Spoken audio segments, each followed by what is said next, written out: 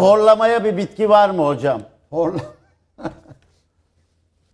Her şey varsa buna da vardır herhalde. Efendim horlamanın sebebi bu çene geri kaçar. Zamanla çene kilodur.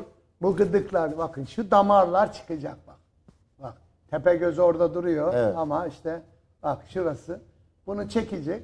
Şu damar nedir? Aort bunlar bak. Bu damar çıkmadı mı? Bura dolduğu zaman dilinin orada yağlanma olur. Dilin gece kapadı edersin. Çeneyi ileri tutacaksın. Bununla ilgili damaklar var. Dünya bunu kullanıyor. Mesela ben oksijen almak için kullanıyorum gece. Ne damağı Diş hocam, plakları anlamadım. mı? Diş plağı değil. O damaklar var.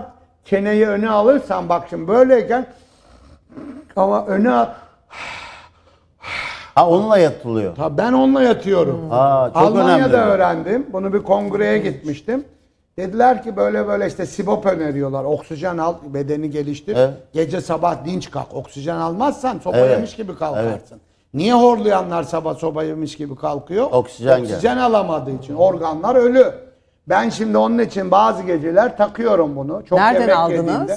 Yaptırdım kendim. yaptırdınız. Yapılıyor yani. Bunları işte bu ülke bunları Her şeyi araştırıyoruz. Çanta, ayakkabı kaç lira ama bunu araştırmıyoruz Ya hocam. ben araştırdım, yapayım dedim, bunu yapayım dedim ama bunu hep maran kimi yapacak? Nerede bu devletin hastaneleri, devletin üniversiteleri, devletin bilim adamları?